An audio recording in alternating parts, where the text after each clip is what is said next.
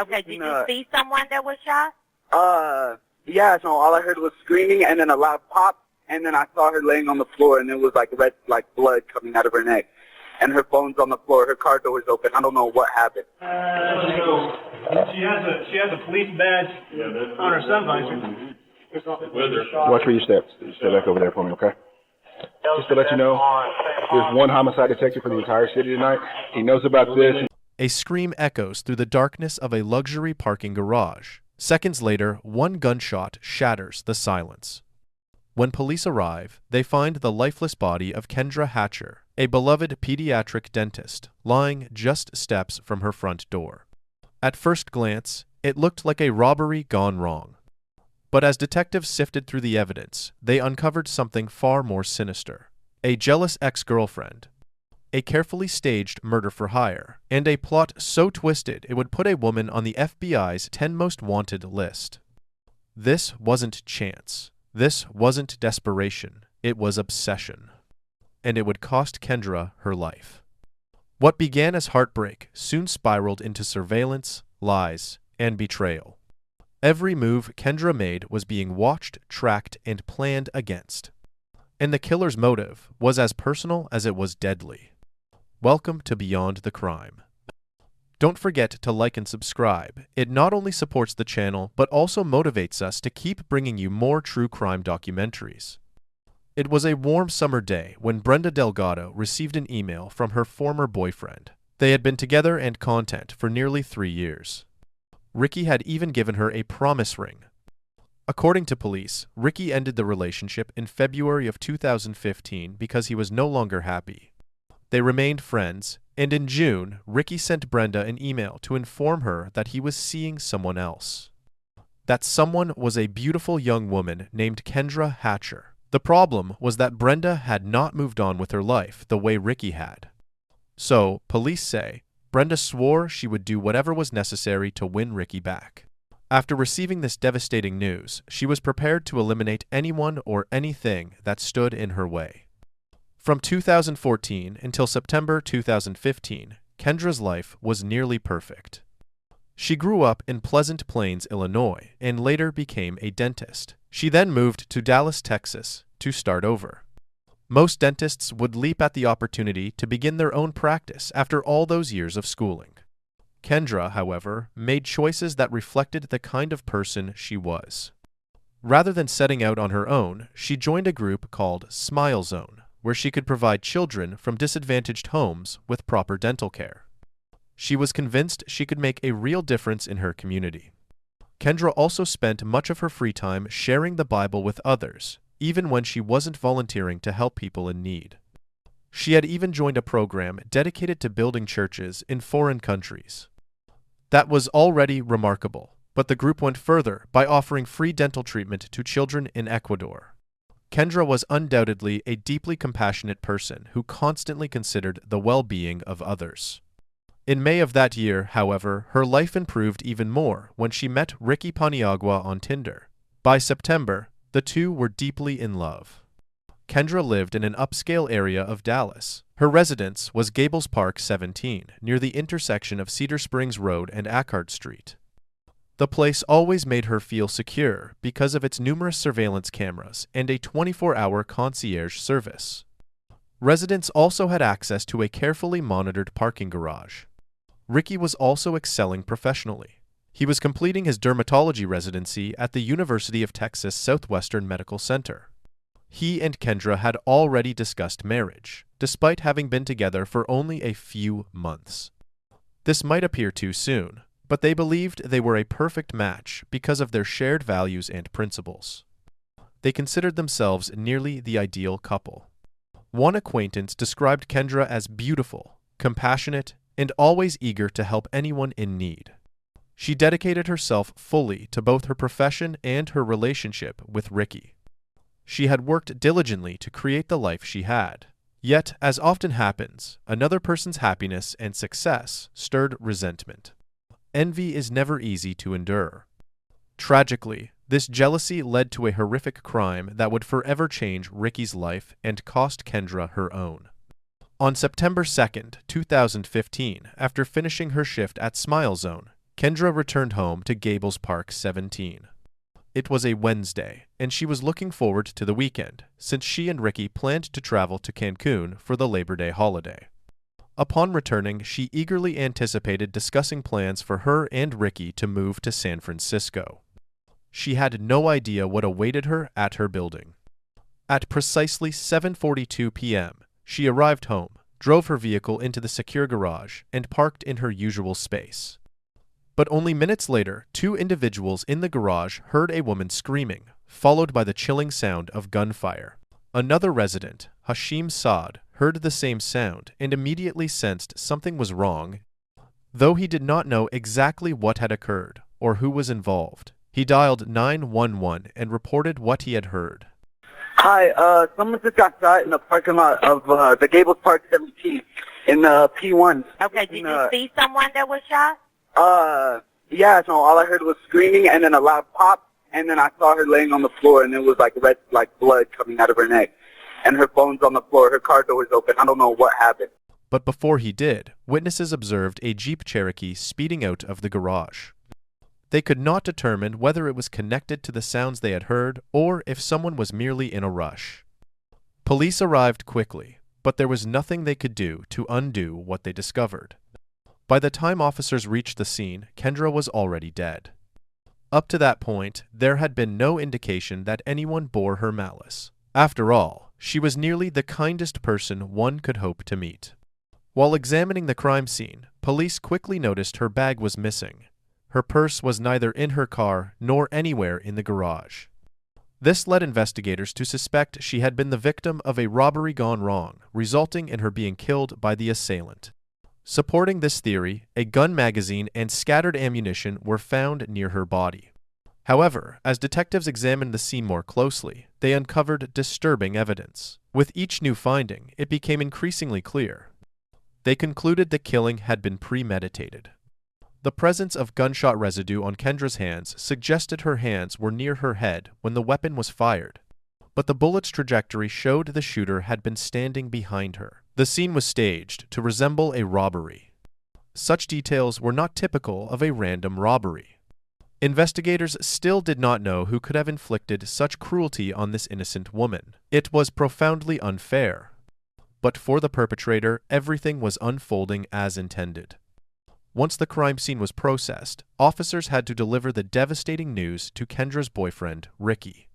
His grief was immediate and overwhelming. Later that night, Ricky sent a text to Brenda Delgado, his former girlfriend and longtime friend. Brenda expressed shock at hearing of Kendra's death. She assured Ricky she would be available for him at any time, day or night.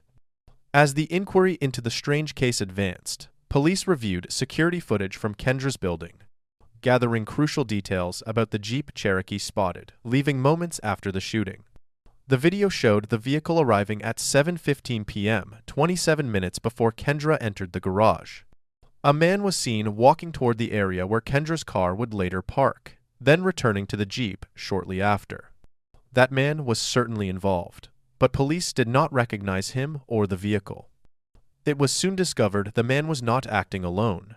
A woman was recorded driving the Jeep only seconds after the man climbed back inside.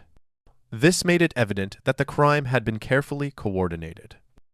Unfortunately, the footage was not clear enough to reveal the suspects' identities or capture the license plate. As a result, investigators released still images to the public, requesting assistance in identifying the pair or the Jeep. Typically, such public appeals yield little response, either because the suspects cannot be recognized or because potential witnesses fear retaliation.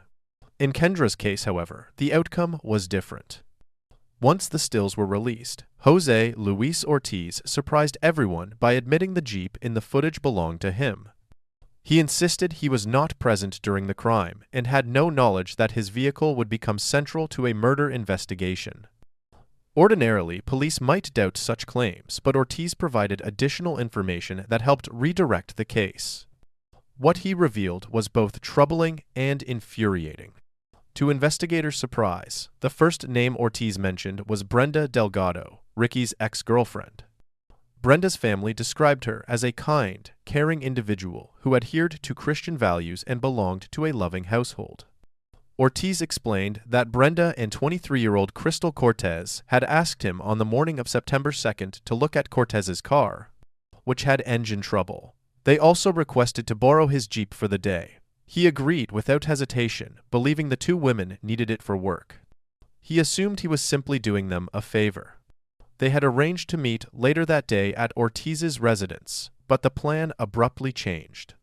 Brenda called and asked to meet at a nearby Chili's restaurant instead. Ortiz agreed, thinking nothing unusual of the request. But when he arrived, neither the vehicle nor Crystal was there. Eventually, the two women returned the Jeep that evening, but by then, Ortiz knew Kendra had been murdered and that his car had been used in the crime. Before contacting police, he confronted Brenda about the images released to the public. She assured him the vehicle on camera was not his, but merely resembled it. Later, however, she altered her story, claiming Crystal had driven the Jeep to Kendra's building to collect illegal goods for a friend. This explanation disturbed Ortiz. He began to suspect something had gone terribly wrong and feared Kendra had either been caught up in the incident or killed while witnessing it. Once authorities traced the Jeep back to him, Ortiz realized he had to come forward to avoid suspicion falling on him. He also revealed that Brenda urged him to stay silent, warning he could lose his U.S. citizenship if implicated. She even suggested he repaint the vehicle to avoid association with the crime, offering to cover the cost.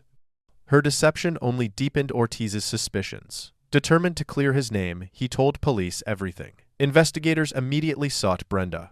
So I know what this is about. And so what I'm asking you for is for the truth. I mean, that's the truth. I was not driving. Okay, I know you weren't driving. I know you weren't there. I know who was driving. I know Crystal was driving. Okay? And I know what happened. Okay? And I know what the agreement that you made. There was no agreement. I mean... So now the investigators started going back to work on Brenda. They didn't quite have enough. They needed a little more from her, something they could use against her to arrest her. Would you say it's a big coincidence that your ex-boyfriend's girlfriend ends up dead and your friend ends up driving in the same parking lot that this happens at around the same time that it happens in a Jeep that you borrow? I think Crystal borrowed the Jeep. I think that's what we're getting. Because I wasn't, she needed the car. Okay. I didn't need the car. But even that day, the young lady that ends up dead, her boyfriend, the relation is you. You to him, to her. Crystal ends up in this parking garage. Your friend, your friend's Jeep, your ex-boyfriend's girlfriend. All three of those things point back to you. That is you. You're the common theme in all of these things. So what I'm asking you is, how does this happen? She was denying any hand in the murder, and they needed to shake her up a little to get to the truth. Emotionally, she was still unbothered. They knew she was still playing the sweet and innocent role. This isn't rocket science. People will put this together very fast. That's why I'm asking you, why? No, I'm telling you, I didn't do anything. I have no motive. You had plenty of motive. There's plenty of motive. I think it was hate. I think you hated the fact that you weren't good enough. No. That's the truth. And sometimes the truth hurts. You weren't good enough for Ricky. Maybe he didn't like the way you looked. I didn't. Maybe something you did got on his nerves. Maybe he didn't want a dental hygienist anymore. Maybe he wanted a dentist. Maybe you just weren't good enough for him. Maybe his standards were a little bit too high for you. But for whatever reason, you weren't good enough for him. And that's a hard pill to swallow. I mean, I don't have any feelings like you were saying. I really don't have any. Like, I didn't even know who the girl was. I had no idea. That's not true. You know who his girlfriend is. Just like you knew where he was taking his salsa lessons at, because you follow him. Brenda's ex-boyfriend, Ricky, told detective that she suddenly appeared at his salsa class and later showed up on the path where he was jogging. Crystal has no reason to want her dead. You know who has the motive You know who has the motive? You know what Crystal's motive was? To make some money to feed her kid. And I can understand that. You took advantage of that. No. Yes, you did. Yes, you did. You took advantage of her. And you paid her to do your dirty work. No, that's not true. I told you it was just very casual. I have no motives for this guy. No motives for who? For Ricky, there's nothing. There's nothing there. There's no motive. So why do you want his girlfriend dead? I don't. I didn't even know who he was seeing. I don't even know who he was dating. Okay. You don't know. You don't know.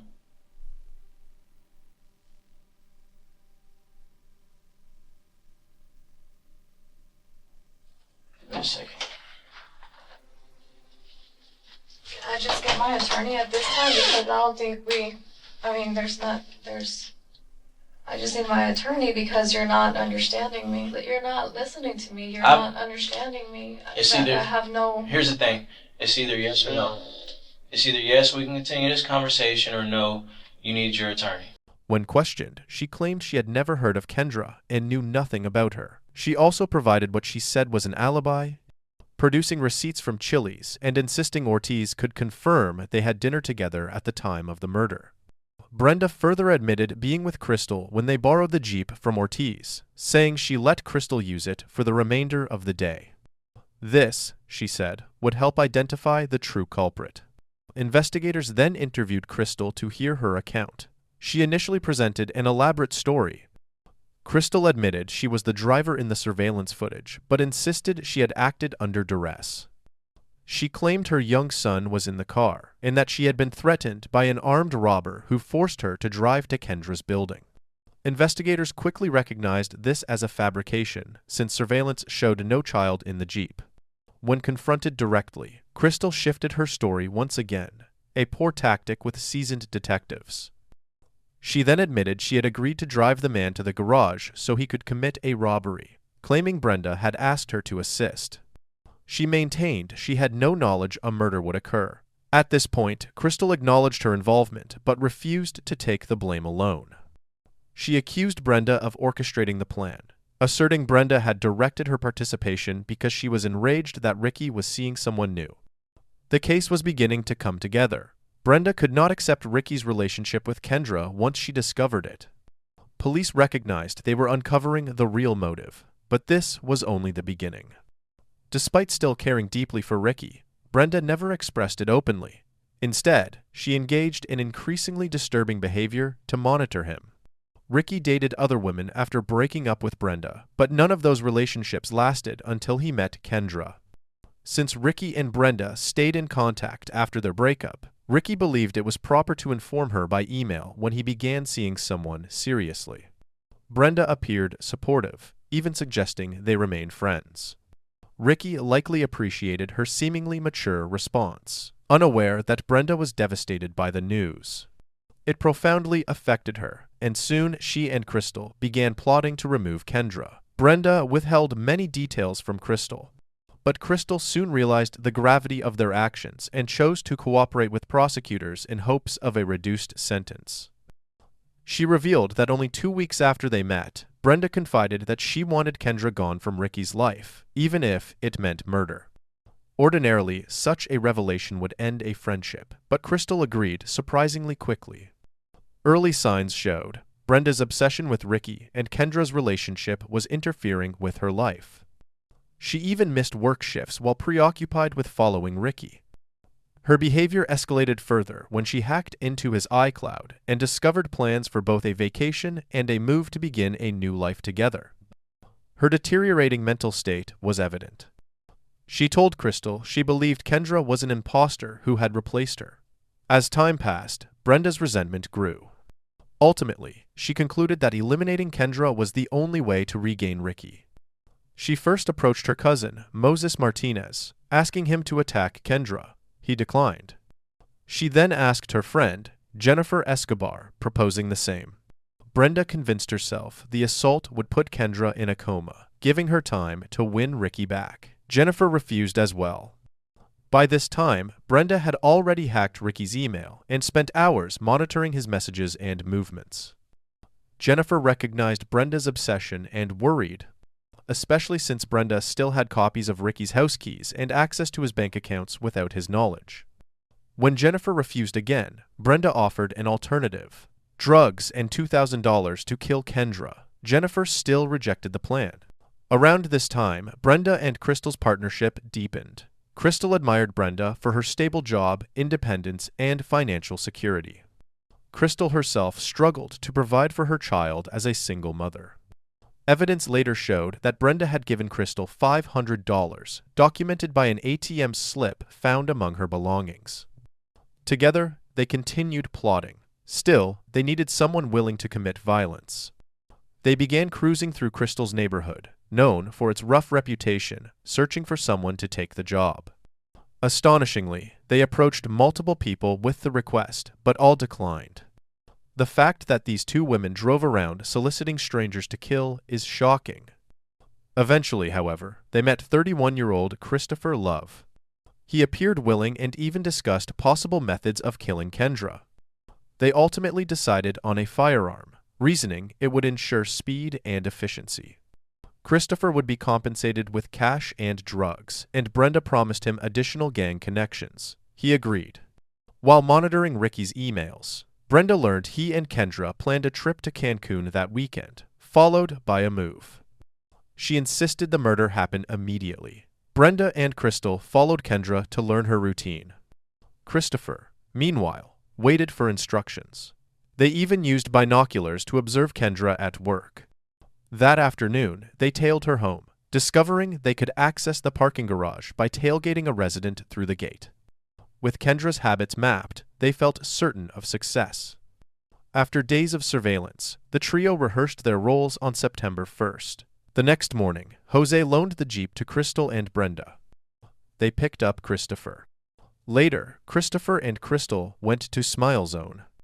At one point, Crystal left to collect her son from school, delivering him to her grandmother before returning to resume the plan. They watched Kendra leave work, but heavy traffic delayed them, causing them to arrive at her residence just after her. They entered the garage by following another car. Once inside, Kristopher exited the Jeep and executed the plan while Crystal remained in the driver's seat.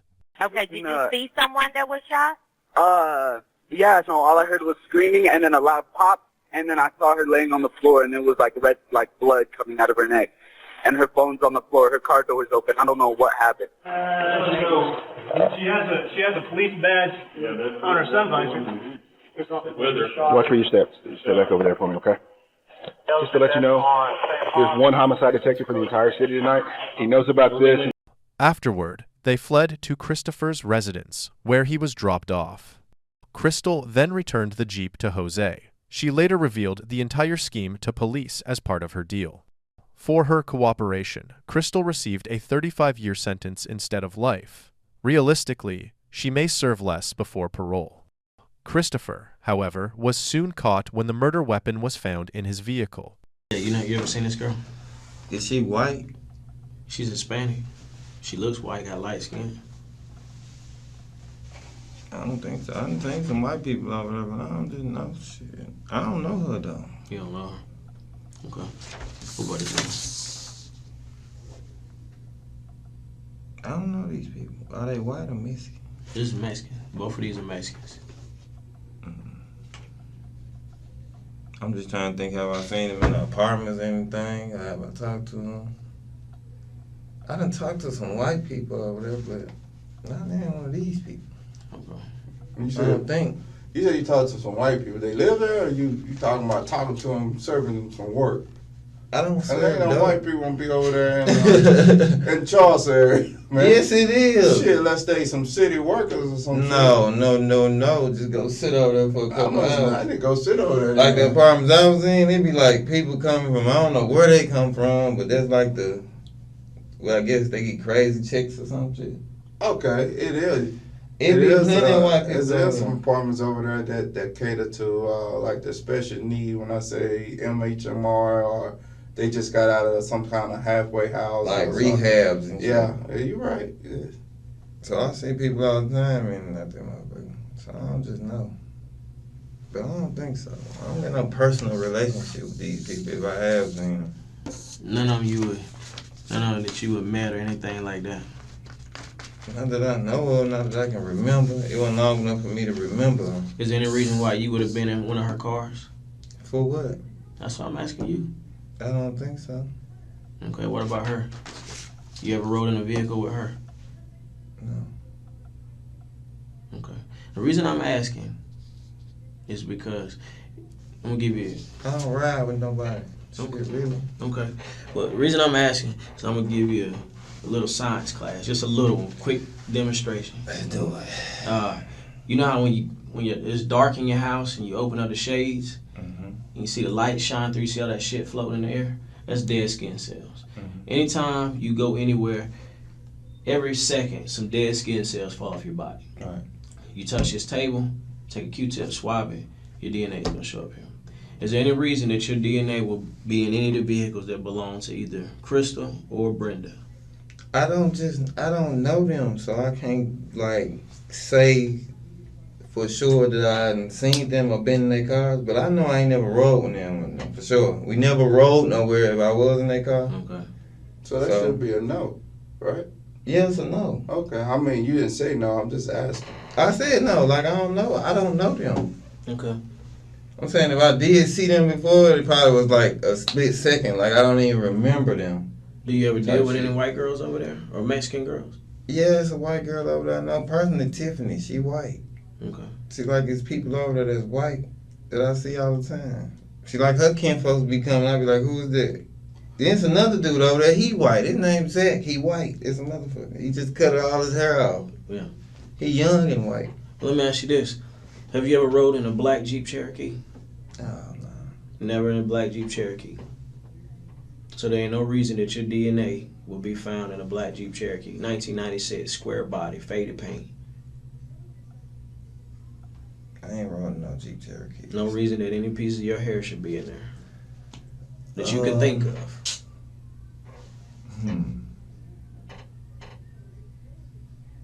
Not that I can think of. Cause I ain't rode with nobody. I done sat in a couple of cars, but I ain't never been no black Jeep Cherokee. But the reason I'm asking you that, I'm gonna tell y'all the truth. I sold weed over there. mm-hmm. I did do that in Survey Road. I'm mad at you. I mean, you gotta pay your bills. I sold weed. I did, but I don't now. So I done sat in a couple cars. He confessed his involvement and acknowledged Brenda as the mastermind. By then, his confession was unnecessary. Investigators already knew the details from Crystal. Kristopher was sentenced to death as the shooter. Brenda was the final piece. She initially denied responsibility. Realizing the severity of her situation, Brenda fled rather than face the consequences. She remained a fugitive for 7 months, eventually landing on the FBI's 10 most wanted list. A $100,000 reward was offered for her capture. Ultimately, she was located in Torreon, Coahuila, Mexico, and arrested in April of the following year. She was extradited back to the United States under the condition that she would not face execution. She pleaded not guilty, presenting an alternate version of events. Nevertheless, jurors concluded that Brenda orchestrated Kendra's murder. The jury having found you guilty of capital murder, you shall be transferred to the Institutional Division of the Texas Department of Criminal Justice, wherein you shall be confined for the rest of your natural life. Good luck to you. She was convicted and sentenced to life in prison without parole.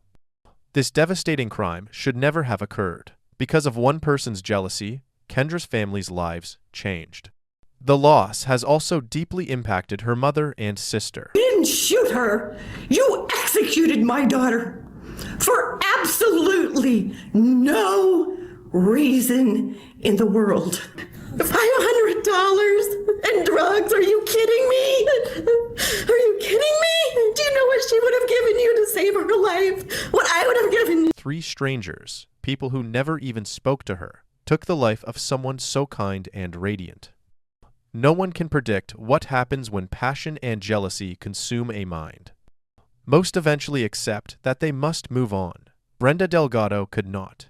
She will pay with her freedom for the rest of her life. Yet even that cannot compensate for the loss of Kendra Hatcher, a truly remarkable young woman. Thank you for watching Beyond the Crime. If you found this case insightful, please like the video and subscribe. It helps us continue bringing you in-depth true crime documentaries every night. Until next time, stay aware and stay safe.